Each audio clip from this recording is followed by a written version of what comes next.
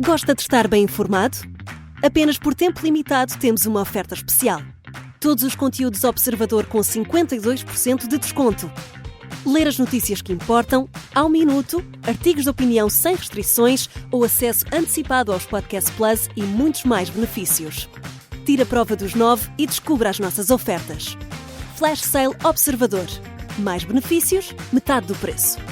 Assine agora em observador.pt por 1 ano com 52% de desconto. Esta é a história do dia da Rádio Observador. Como é que Hernani Dias chegou ao governo?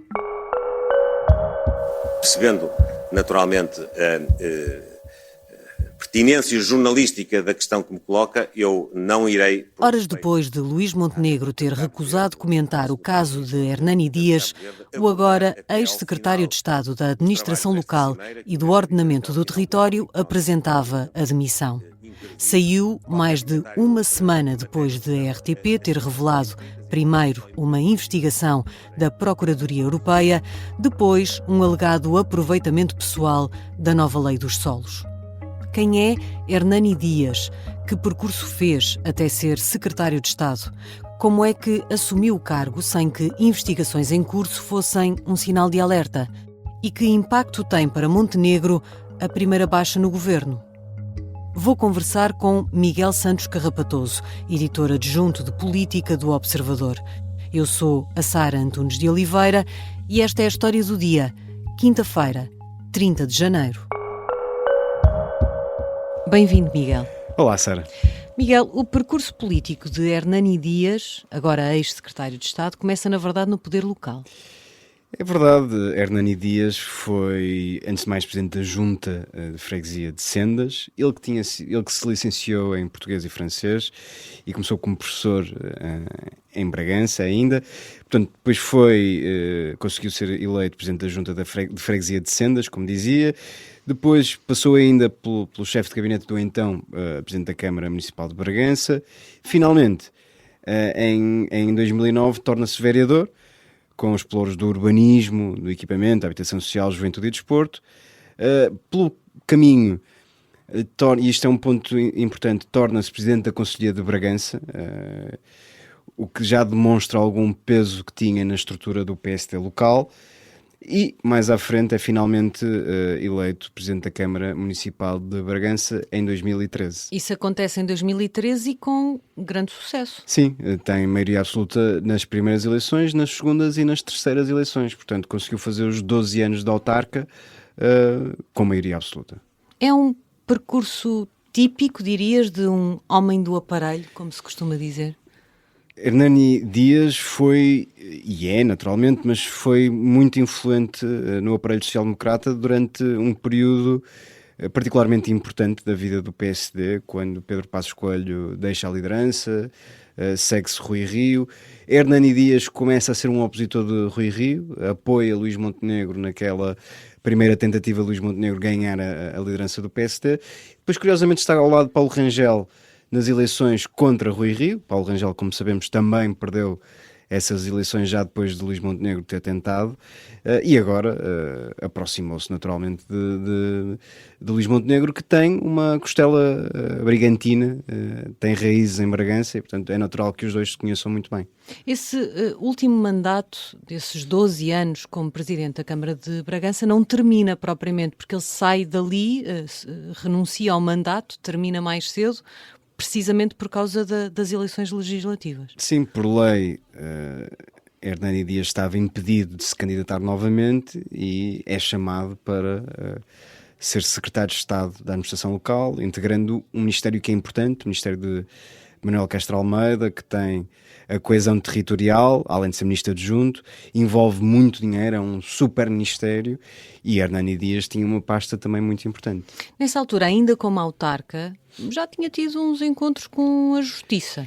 É verdade, e é fácil perceber pelo menos 3 momentos em que Hernani Dias teve esses tais encontros com a Justiça. Um caso que envolvia suspeitas de favorecer juntas de freguesia do PSD em detrimento de outras, favorecer no sentido de entregar mais verbas de apoio. Esse caso foi arquivado pelo Ministério Público.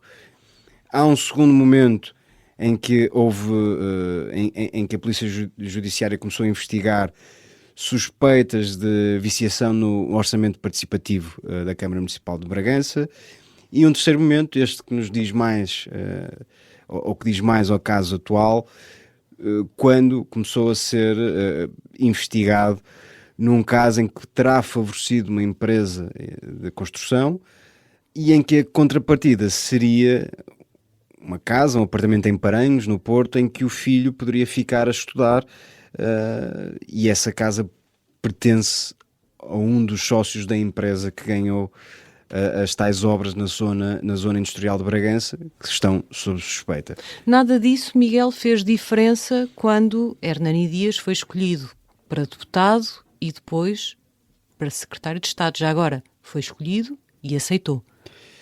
Aparentemente não.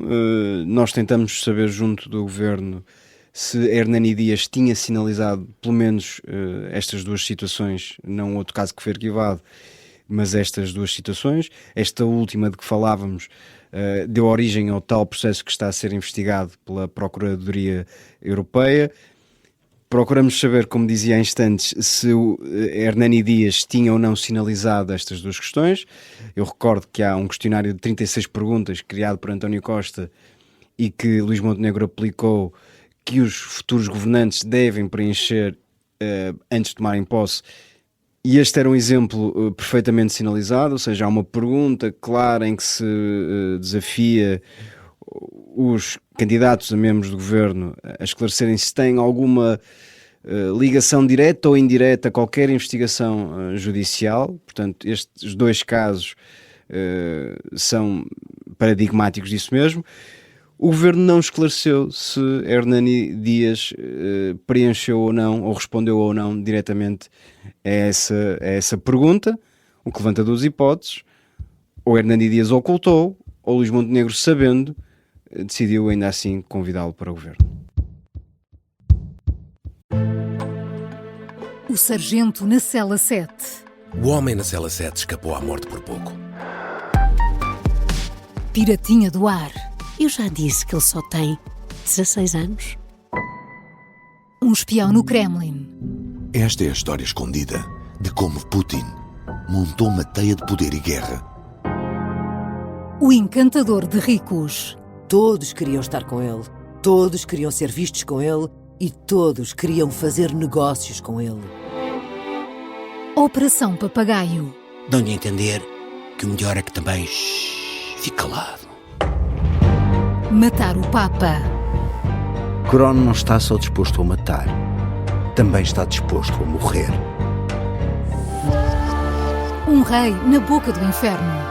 A mansão da boca do inferno está cheia de espiões e informadores, por dentro e por fora. São histórias que fazem parte dos Podcast Plus do Observador. Pode ouvir no site do Observador, nas plataformas de podcast e no YouTube. Podcast Plus é mais do que um podcast.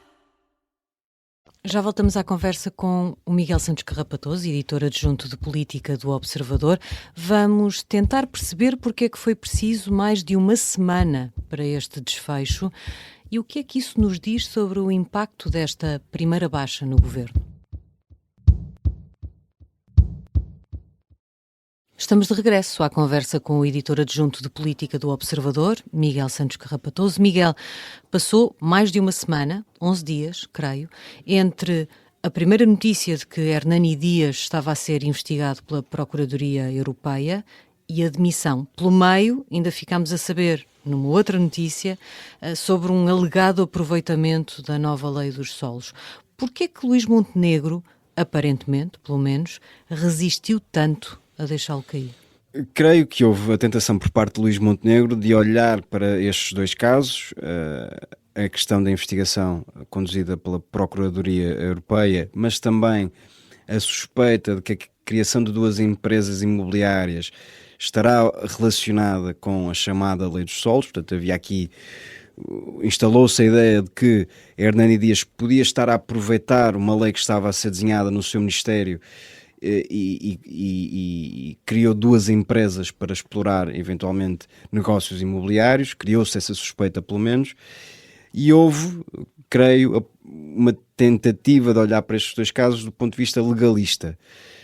Primeiro, uma desvalorização da investigação que está em curso na Procuradoria Europeia, por se entender que não há indícios sólidos de prática de qualquer crime. Ou que pelo menos não há formalmente uma constituição de arguído. Exatamente, e não há. Até o momento Hernani Dias não foi constituído arguído.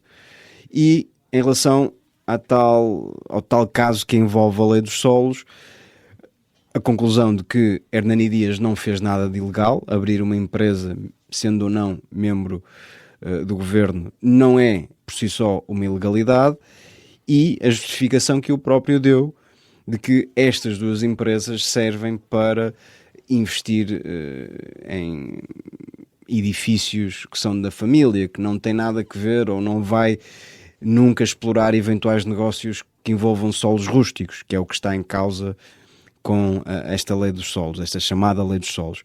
Portanto, houve uma tentativa de olhar para estes dois casos do ponto de vista meramente legalista, ignorando o impacto político que eles iam ter e que tiveram e que resultou, aliás, na queda de Hernani Dias.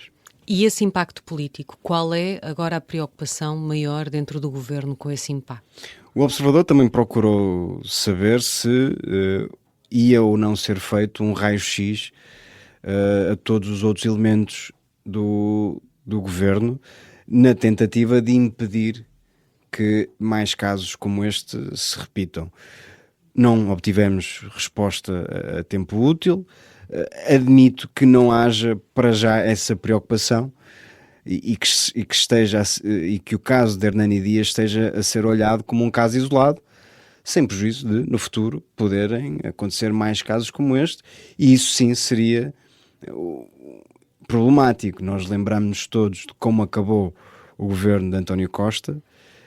António Costa chegou a ter uma secretária de Estado que durou um dia no cargo.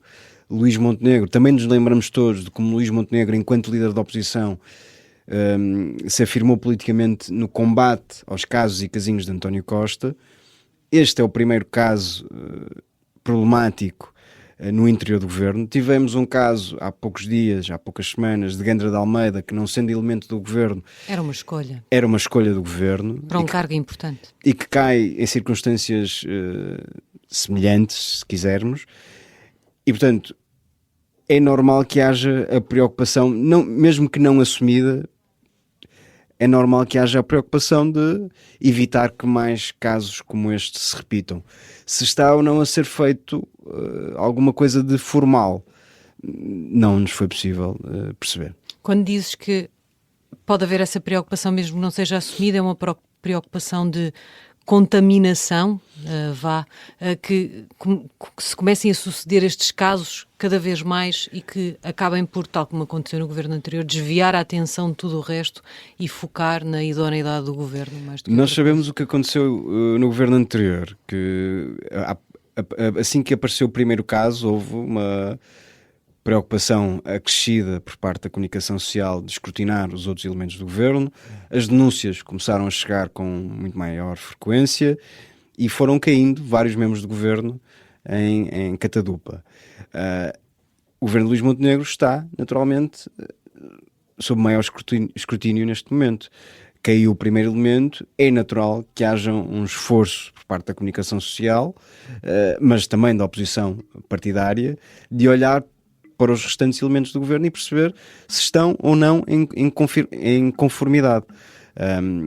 Há a preocupação de que este seja só o início de um processo que será longo e, porventura, doloroso. Obrigada, Miguel. Obrigado, Sara. Miguel Santos Carrapatoso é editor adjunto de política do Observador. Esta foi a história do dia. A sonoplastia é do Artur Costa, a música do genérico é do João Ribeiro. Eu sou a Sara Antunes de Oliveira. Até amanhã.